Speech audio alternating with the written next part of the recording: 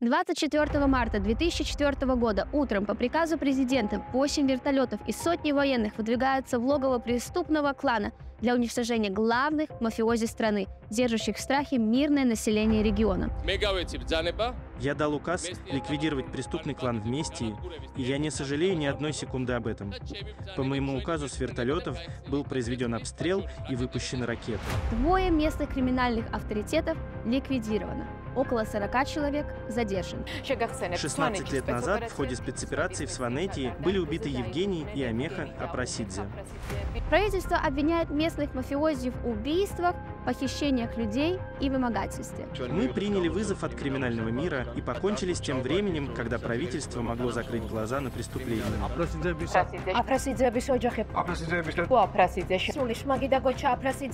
Кровная месть, преступные кланы, вертолеты и военные – все это не Италия, не Америка. Это Сванети. И новый выпуск «Времена Аль Капоне в Грузии» прошли.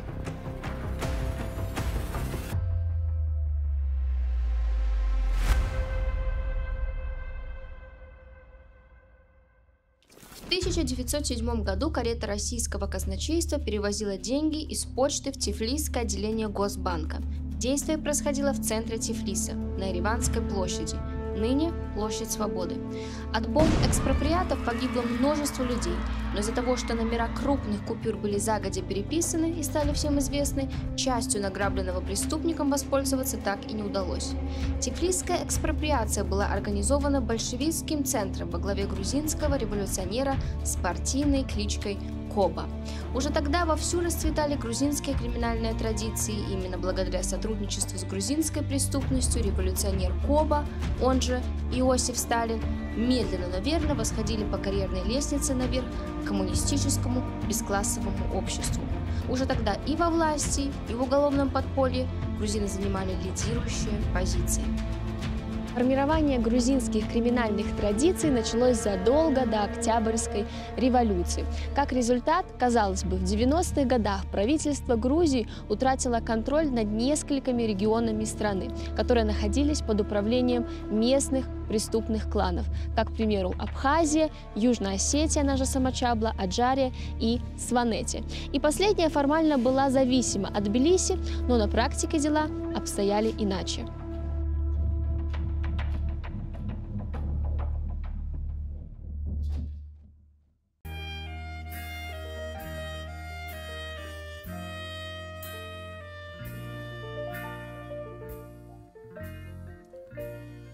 მოვამაისიმ მოვაშელი ათამისელღები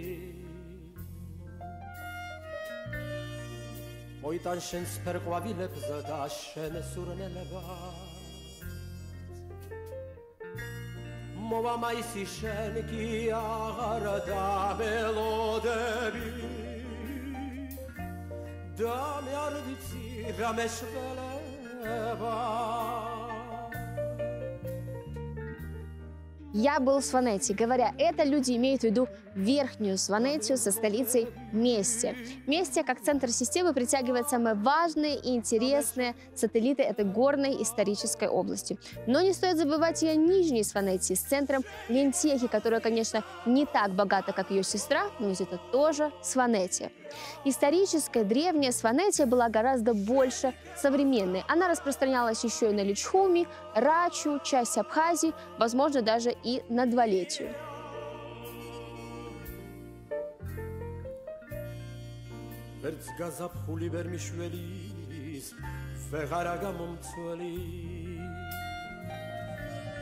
И трудно представить, что сейчас туристический центр горной Грузии, Мессия, когда-то находилась изолирована от всей Грузии, и всего лишь 20 лет назад здесь бесчинствовали одни из самых главных преступников, державших под своей властью красивейший уголок этой чудной страны. В 1992 году клан Апрасидзе захватил общину Эцери и перекрыл доступ в Верхнюю Сванетию. Саакашвили и война с кланом. Президент Грузии признал, что дал приказ уничтожить клан Апрасидзе, который с 70-х годов прошлого века фактически держит под контролем территорию горного района Сванетия.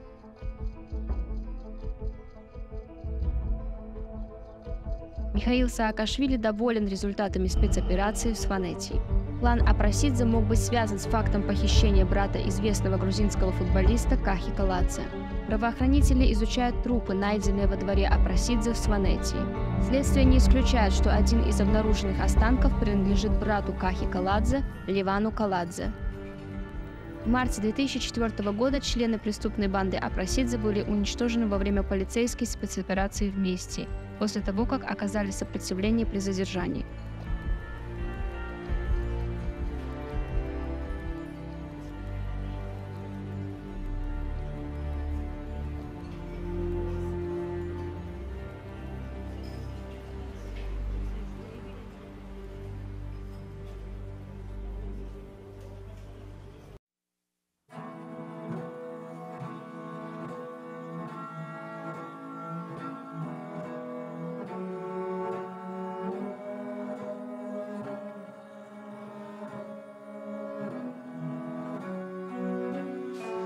Как белое пятно на карте, то есть никому не подчинявшееся, независимое, изолированное, Сванетия была помечена не только 20 лет назад.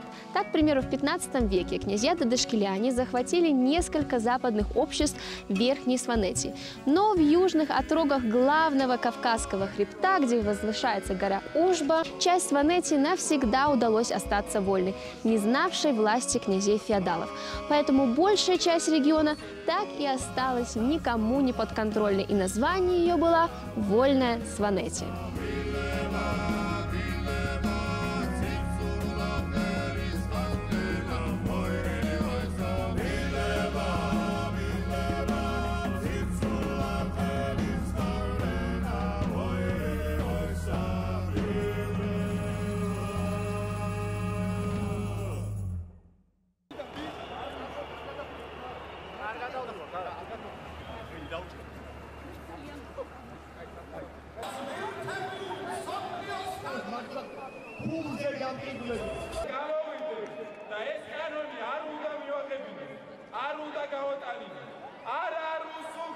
Проспект Руставели. Идут года, нетерпимость к чужим, подчинению передается грузинам из поколения в поколение. Здесь ничего не меняется. Люди все так же отстаивают свои мечты, интересы и надежды на будущее. На этих кадрах они митингуют против законопроекта об иноагентах, который на данный момент уже утвержден, и скандируют за предоставление возможности вступить в Евросоюз. А 20 лет назад, во время революции РОС, здесь также тысячи митингующих пытались свергнуть старую власть и поставить у штурвала нового человека.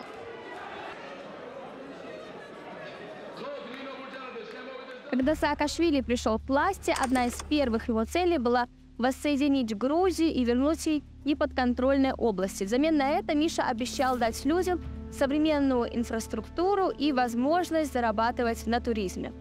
Вот одно из его наследий. Сзади меня аэропорт имени царицы Тамары, куда я добралась из Тбилиси всего за 1 час. Также новая дорога из Зугдиди, которая существенно сократила время дороги для местных и туристов. А также горнолыжный курорт Хацвали, построенный в 2010 году на вершине хребта Зурулти. Этот курорт обладает самым большим потенциалом в Грузии. Здесь несколько критериев: уникальная красота, рельеф, климат. Если бы у меня было 2-3 миллиона лари, я не задумываясь бы вложил их в Сванети, построил бы гостиницу.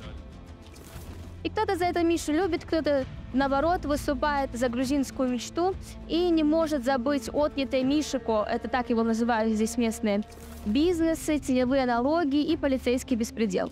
Также в Сванетии помнит убийство банкира, уроженца Сванетии Сандро Гирвглиани. Суд Грузии судил Саакашвили и бывшего премьер-министра Вано Мерабишвили за прикрытие виновных в деле убийства Гирвглиани в 2006 году. По данным следствия, он вместе с несколькими высокопоставленными чиновниками пытался скрыть убийство банкира Сандро Гирвглиани, совершенное 8 лет назад. Того нашли с признаками насильственной смерти после ссоры с сотрудниками высшего аппарата страны в одном из баров Тбилиси. Улики были подделаны, а подозреваемым удалось избежать ответственности. После революции РОС в 2003 году были произведены массовые аресты криминальных авторитетов в крупных городах. Мы уже помним, что одна из задач, которую ставил перед собой Саакашвили – борьба с криминальными группировками. И правоохранительные органы, начав с Тбилиси, перешли в глубину. Я даю добро на применение оружия против криминальных авторитетов, которые хотят устроить погром на уничтожение тех, кто портит ситуацию в Грузии.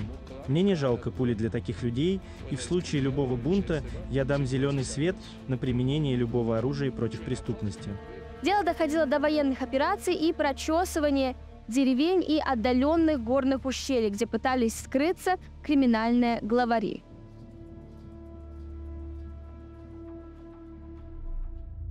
Первое, на что обращает внимание каждый турист Сванети, это Сванские башни, Сванури-кошки. Нельзя с полной уверенностью сказать, для чего же в эпоху Золотого века сваны занимались строительством башен. Скорее всего, для оборонительных целей, чтобы сигнализировать общину о приближении врага. Но в последующие века башня взяла на себя немного другие функции. Функцию показательную, ведь мы с вами в Грузии, а вы же знаете, какие грузины. В общем, смотри, у меня 2 башни, а у тебя всего лишь 1. А когда-то у князей Дадашкилиани была башня 10 этажей. Вы представляете? В башне также можно было переждать сход лавины. В башне, где прятали украденных невест. В башне могла спрятаться парочка влюбленных, которые могли здесь просто уединиться. Башня для горцев – это как для нас чердак и подвал, что равно многофункциональности. Вот так вот в 20 веке клан Апрасидзе, ранее мною упомянутый, располагался в нескольких сванских башнях, к которым было трудно подступиться. В горах были там Сванети, допустим, они неприступные у них крепости были. Пришлось, когда в свое время нам президент Кучма продал 3 первых вертолета Ми-24, и на второй же день они прибыли из Украины, мы их послали в Сванетию организовывать криминальную группу, и они оттуда атаковали башню 9 века ракетами, и так мы взяли это место. Оттуда управлялась преступность Тбилиси. Местная мафия контролировала ситуацию в горном регионе Сванети, начиная с 70-х годов, еще при советской власти. В 90-е годы они грабили туристов и терроризировали местное население. Здесь были особенные порядки. Машину вполне могли остановить 3-4 парня с оружием, вытащить под дулом пассажиров, обобрать их, а после отпустить. В 2004 году Саакашвили потребовал ликвидировать преступный клан Апрасидзе. Цитата: «Я сегодня признаю, что сам отдал приказ уничтожить в Сванети преступный клан Апрасидзе. И хотя для меня ценна каждая жизнь, все же мы приняли решение атаковать это гнездо преступников с вертолетов, и я не сожалею об этом». В марте 2004 года в ходе спецоперации были убиты 2 члена семьи Апрасидзе. Многие были арестованы. В той операции участвовало 8 вертолетов и около 100 спецназовцев. Конечно, если ты преступник, ты должен понимать, что на чашу весов ты ставишь не только свое благополучие, но и безопасность своей семьи. Стоило ли отправлять 8 вертолетов и армию на один дом, где в этот момент находились дети и другие члены семьи? Вопрос. Такое огромное количество военных было отправлено скорее с показательной целью, нежели целью необходимой. Мнение людей по поводу Апрасидзе разделилось. В Сванете некоторые люди уверяют, что Апрасидзе почти ни в чем не виноваты, что все преступления, совершенные в горном регионе, просто списывали на них. Да и вообще, кто это сказал, что в Сванетию ездить было небезопасно? Просто дороги хорошей не было, вот и не ездил народ сюда. В Тбилиси же вспоминают, что в начале 2000-х посетить Сванетию без сопровождения полиции было невозможным, тебя бы просто раздели догола. А на вопрос «ну как можно целую армию отправлять на один дом?» отвечали так: а как к ним надо было явиться? С водяными пистолетами? Кто-то же считает, что даже если преступник и виноват, его нужно задержать и судить по всей строгости закона. Ведь, по словам очевидцев, при задержании все просто-напросто забыли о законе. Спецназ мало того, что выволок из дому и застрелил посреди дороги Амеху Апрасидзе, так ему еще и отрезали палец с кольцом и сорвали цепь с тела. А отца Евгения Апрасидзе, шедшему сдаваться с поднятыми руками, смертельно ранили, все ценное вынесли и дом подожгли. Выжившим Гочу и Шмаги Апрасидзе, 2 сыновей, посадили в Руставскую тюрьму и дали каждому от 17 до 19 лет. Они отбыли половину срока, а в результате амнистии наказание было уменьшено вдвое.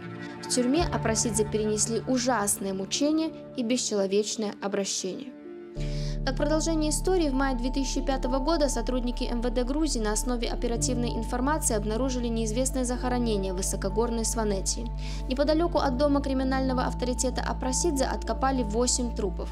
Пошли слухи, что среди убитых был брат Кахи Каладзе.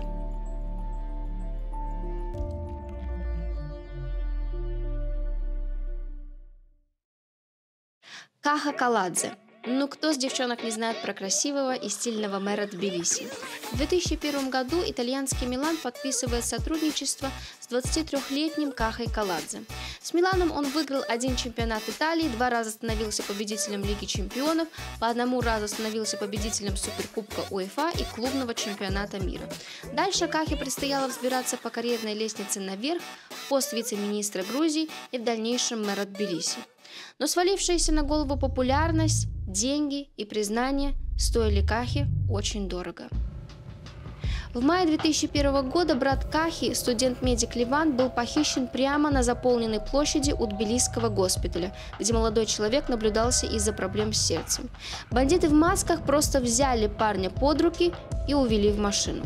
Власти обещали сделать все возможное для поисков брата знаменитости. Похитители требовали выкуп в размере $600 тысяч. В подтверждение того, что заложник жив, было предоставлено видео, на котором просивший о помощи Ливан сидел перед камерой с завязанными глазами. Неизвестно, передала в итоге семья Каладзе деньги или нет, однако спустя несколько звонков злоумышленники перестали выходить на связь. Ходила версия, что непрофессиональные действия участников следствия сорвали перехват преступников, приехавших за деньгами. Ниточка с Ливана была навсегда разорвана, больше его живым никто не видел. В мае 2005 года неподалеку от дома криминального авторитета Амехи Апрасидзе откопали 8 трупов. Пошли слухи, что среди убитых был брат Каладзе. Но тело Ливана удалось найти лишь в январе 2006 года. Оказалось, что брата Кахи похоронили как неопознанное тело на бюджетные деньги. За помощью обратились в ФБР для анализа ДНК крови матери Ливана Каладзе и получили утвердительный ответ. В 2006 году пресса писала, что похитители убили Ливана после того, как он заметил лицо одного из бандитов. Тело зарыли на пустыре, но труп откопала собака местного жителя. Отмечается, что о страшной находке даже доложили министру внутренних дел Кахе Таргамадзе. Но сумасшествие, идентификацию тела проводить не стали и придали неопознанное тело земле. Журналисты предполагали, что власти побоялись еще большего резонанса вокруг похищения брата Каладзе и, как ни в чем не бывало, продолжили поиски уже найденного тела.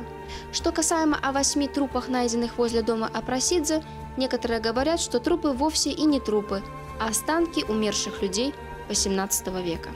В Грузии иногда принято называть новорожденных детей именем умершего члена семьи. В 2009 году жена Каладзе, дизайнер Ануки Аришидзе, родила первенца в Милане. Супруги назвали своего сына Ливаном в памяти о погибшем брате.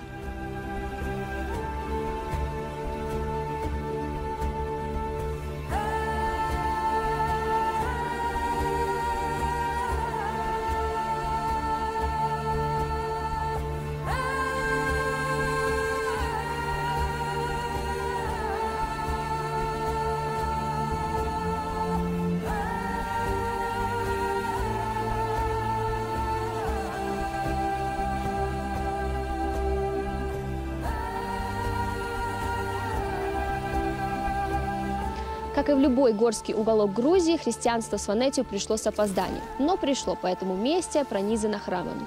Ее труднодоступные места, горы, являлись одной из причин консервативности и сохранности христианства, ведь в соседнюю Абхазию и северные народы ислам таки и проникнул. До сих пор сванское правосудие опирается на клятву, произнесенную перед Богом и иконой. Медиатором служил мудрейший из мудрых – Махвши. Его избирали на общем собрании, в котором имели право участвовать только здравомыслящие люди обоих полов, которым уже исполнилось 20 лет. В мирные времена Махвши являлся судьей, а во время войны возглавлял рать и назначался главнокомандующим. Можете на иконе поклясться, что этот лес ваш? Мы можем поклясться на иконе, что земля, на которой мы сейчас стоим, наша.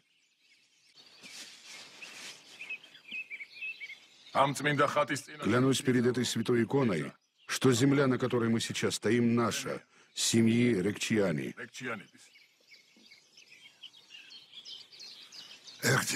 Ты знаешь, Джабек, тот, кто на иконе поклялся, не может солгать.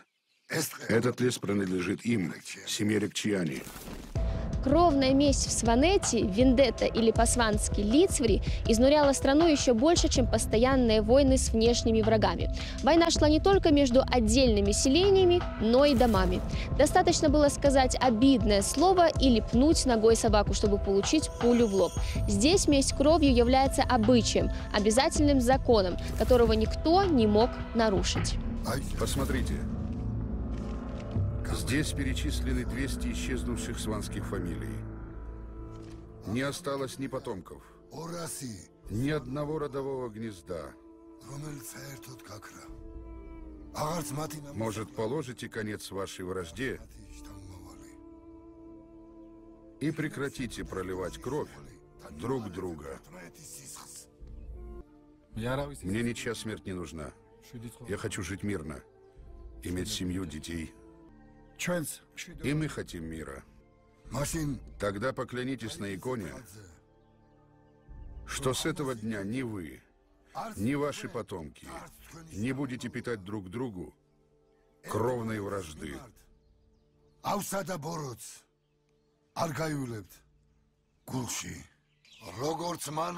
Все должно быть так, как до начала вражды. Вы должны жить в дружбе и согласии. А кто нарушит эту клятву, ответ будет держать перед этой иконой. И кто после этого первым возьмет в руки меч, от меча и погибнет. Аминь.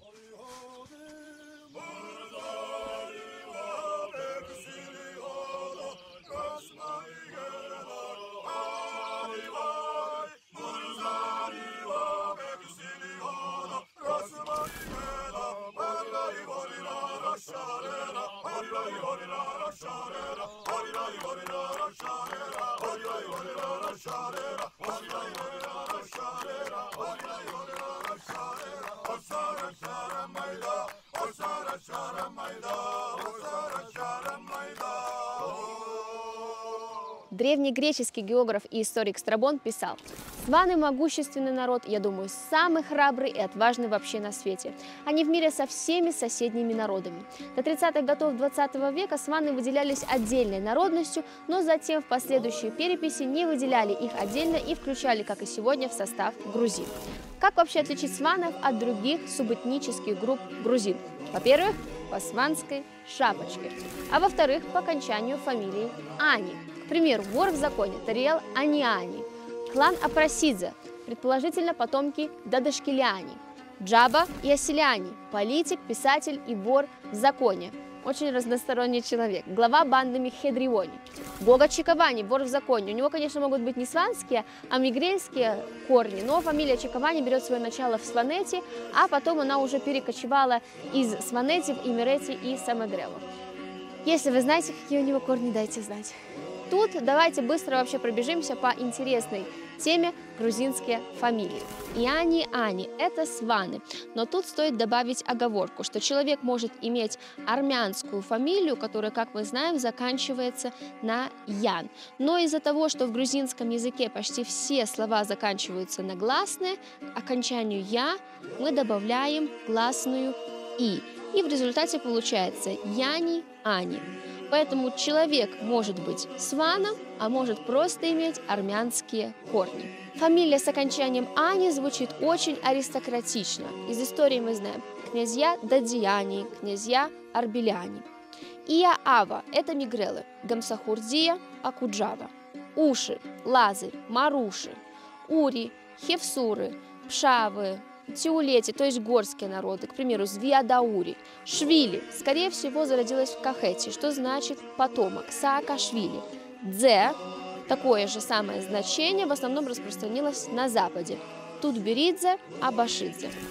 У абхазов тоже есть окончания в фамилиях, суффиксы «ба» и «иба», которые имеют аналогичное значение грузинскому «сын» и «потомок». К примеру, Эшба, Эзугба, Диапшипа, Масипа. В самой Картле в основном распространены окончания швили и дзе. Грузинские фамилии впервые упоминаются в VII-VIII веках. Во многих случаях они были связаны с местами, именами или профессиями отца, социальным статусом или званием, которое традиционно занимал род. С начала XIII века фамилии часто основывались на названии места.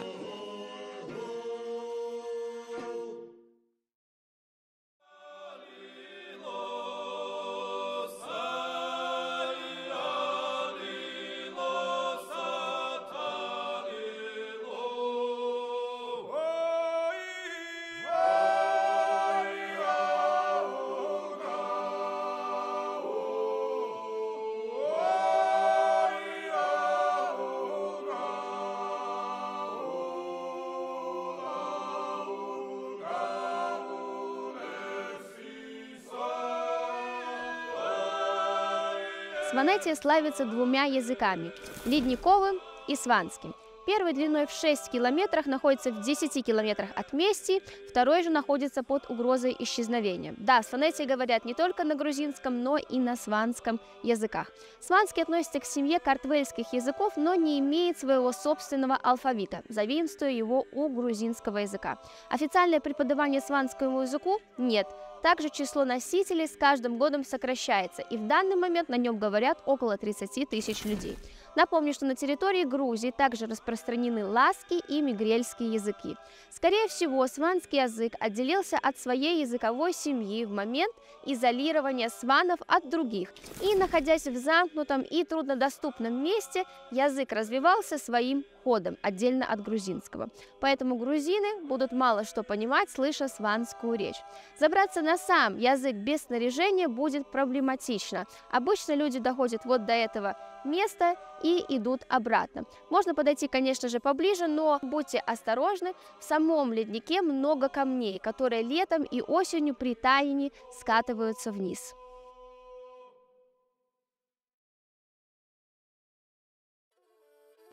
Издревле сваны считались не только хорошими приверженцами старых кровных традиций, они хорошие пчеловоды, золотодобытчики, ведь Сванетия – колыбель золотого руна, и прекрасные альпинисты. Яркий пример противоположного, хорошего примера семейно-кланового бизнеса – музей Михаила Хиргиани. Вот уже несколько десятков лет семья Хиргиани рассказывает нам, приезжим, о уроженце Мести, всемирно известного альпиниста тигра скал Михаила Хиргиани.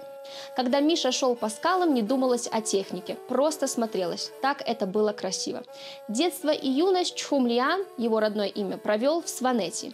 С детства слушал рассказы о восхождениях, бродил по окрестным горам, занимался горными лыжами и национальной борьбой. Дом Михаила представляет собой типичный для этих мест жилой комплекс, традиционный сванский дом, мачуп и родовую башню, пристроенную к нему. Экскурсии по экспозиции музея проводят два его прямых потомка, Генрих и Михаил, это его племянники, тоже альпинисты. О своем имени Хиргиани говорил так: у меня 3 имени. Настоящее мое имя Чхумлиан, так назвали меня при крещении. Второе мое имя Минан, так называют меня дома самые близкие люди. И третье мое имя русское Михаил. На его счету невероятное количество пройденных маршрутов, покоренных вершин, наград и званий. Когда другим альпинистам удавалось взобраться на гору за недели, Миша со своей командой делал это за пару дней. Интересная особенность Михаила состоит в том, что ему не нравилась шлямбурная техника. Он считал, что стены стоит проходить лазаньем. Михаил Хиргиани был снежным барсом, но он был и единственным тигром скал в мире альпинизма, то есть был альпинистом и скалолазом высочайшего уровня. Некоторые из его рекордов до сих пор остаются непревзойденными. Михаил Хиргиани погиб при попытке рекордного восхождения на 700-метровую стену горы Суальта в итальянских Доломитовых Альпах. Песня посвящена погибшему в Альпах Михаилу Хиргиани, знаменитому нашему альпинисту, скалолазу и прекрасному парню. Ты идешь по кромке ледника, взгляд не отрывая от вершины. Горы спят, вдыхая облака, выдыхая снежные лавины. Но они с тебя не сводят глаз, будто бы тебе покой обещан. предостерегая всякий раз камнепадом и оскалом трещин. Если в вечный снег навеки ты ляжешь над тобою, как над близким, наклонятся горные хребты. Самым прочным в мире обелиском наклонятся горные хребты. Самым прочным в мире обелиском.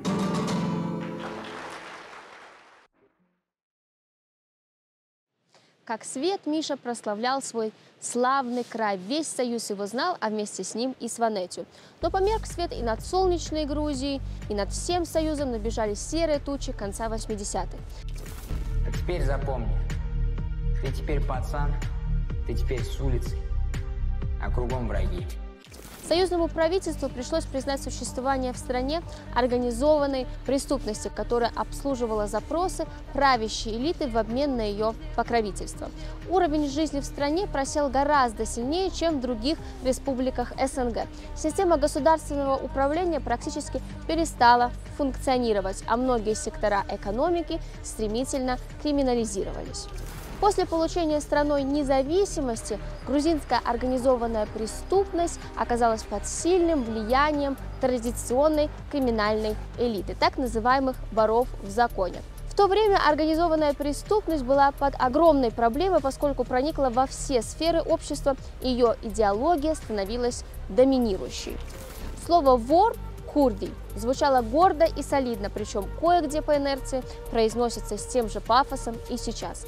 К 1995 году образ профессионального преступника набрал в Грузии чрезвычайную популярность. Например, в это время в Грузии, по данным социологических опросов, до четверти школьников мечтали стать ворами в законе.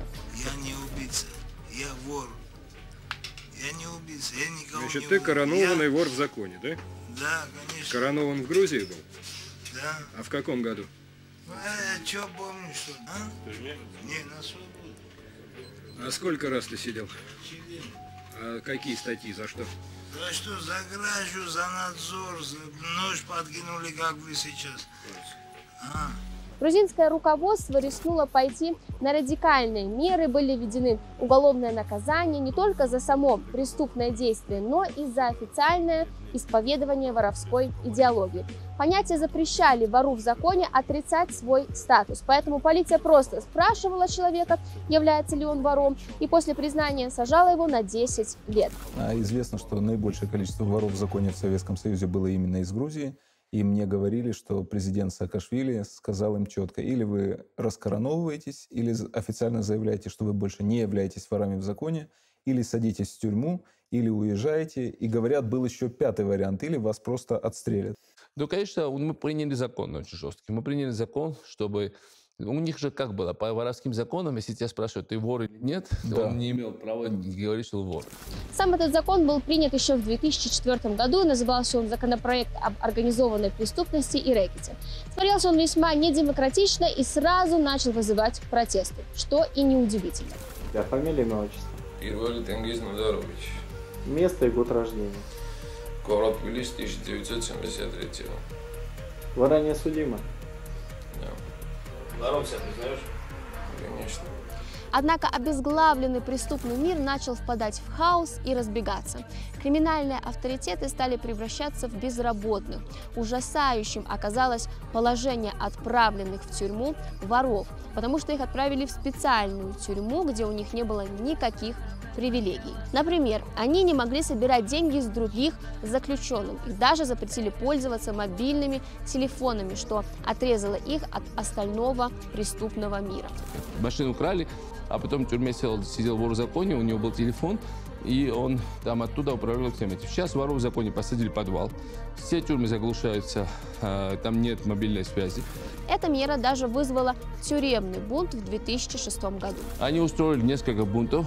Были большие стычки, они там просто оккупировали тюрьму. Но зато полиции пришлось использовать оружие. Там очень много людей было убито, к сожалению. Но С тех пор прекратилось. Все. В Грузии даже к ворам в законе существовало двоякое отношение. Их боялись, но в случае чего шли решать проблемы, и они, как Махш и Сванети, становились судьями. И потом какие-то бандиты просто пришли к нам в двор, и у всех конфисковали подвалы. Выбросили все наши вещи на улицу. Это в Грузии было принято, был полный беспредел. Позвал полицию, сказал, должностным лицом этого. Они сказали, мы, знаете, мы вам советуем найти общий язык, потому что это знаменитый вор в законе, который все контролирует. Не только они мне это посоветовали. Вечером они позвонили, сказали, мы вам устроили встречу у него в ресторане. Когда началась эта охота на воров, кутаисский авторитет Гайос Звиададзе лично позвонил в Министерство внутренних дел и потребовал немедленно прекратить обижать воров, обещая в противном случае начать поголовное истребление полицейских по всей стране.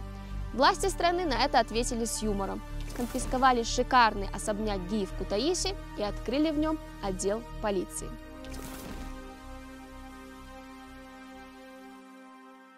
Врожденная культура игнорирования всяческих правил послужила одной из причин роста преступности в Грузии.